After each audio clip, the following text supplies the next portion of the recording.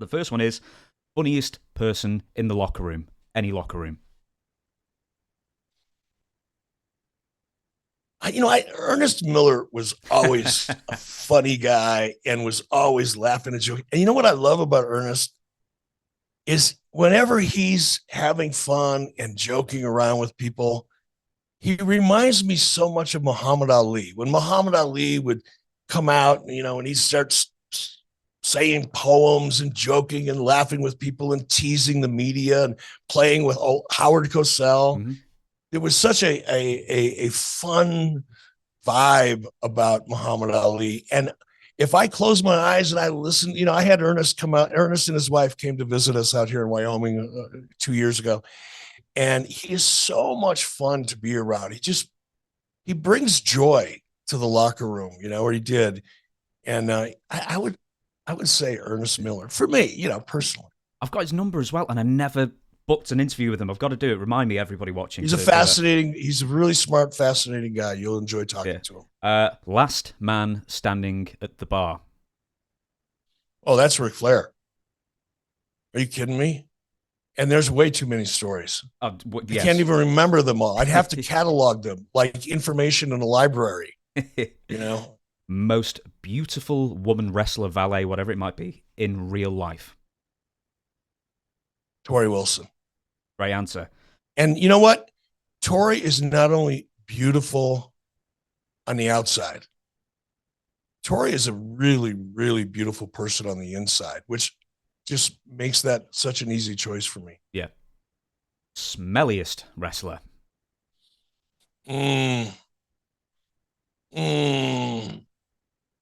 That's a toss-up.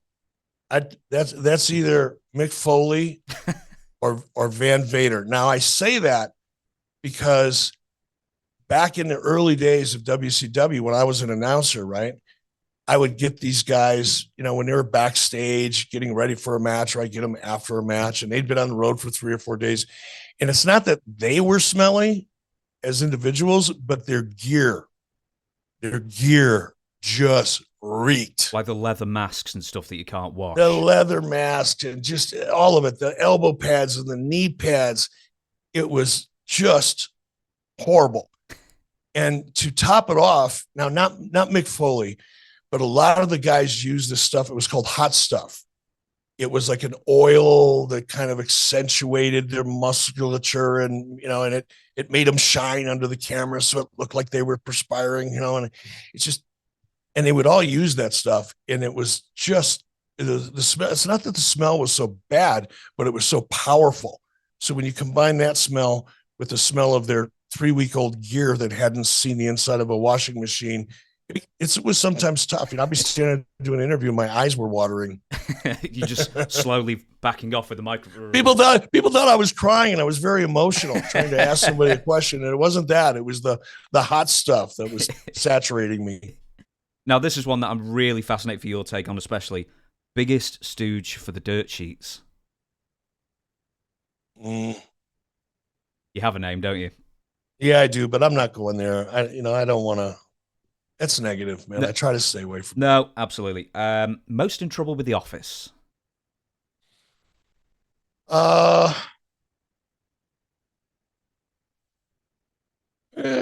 have to go. Probably Ric Flair again.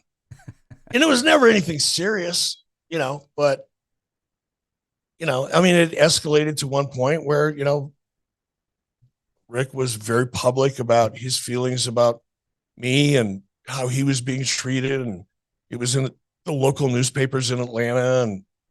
And I ended up having to kind of defend myself in WCW and ended up threatening to sue him. And it escalated to a point where it was just out of control and so unfortunate. That was the most serious it ever got. But beyond that, it was all just it's almost funny stuff, not anything serious, but it seems like Rick was always, a part of the conversation in the office. Was it something like he was turning up late, or like the smaller things rather than... Oh, no, all small things. Yeah, that's what I mean. It was almost funny, The worst gimmick ever.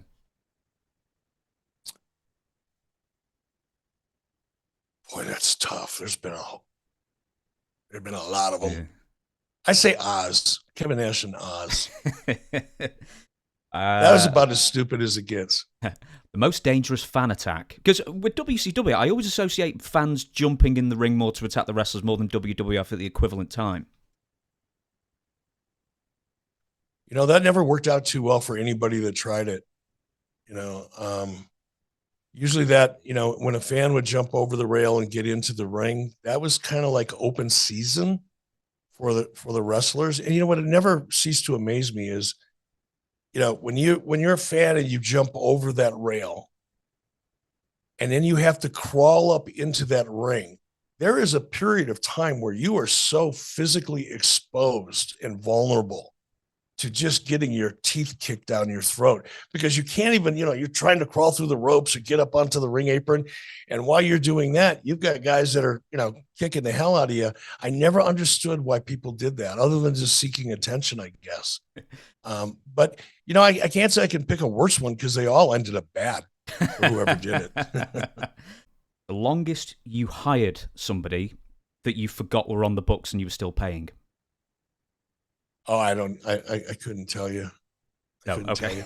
See, what people don't realize is I didn't hire everybody.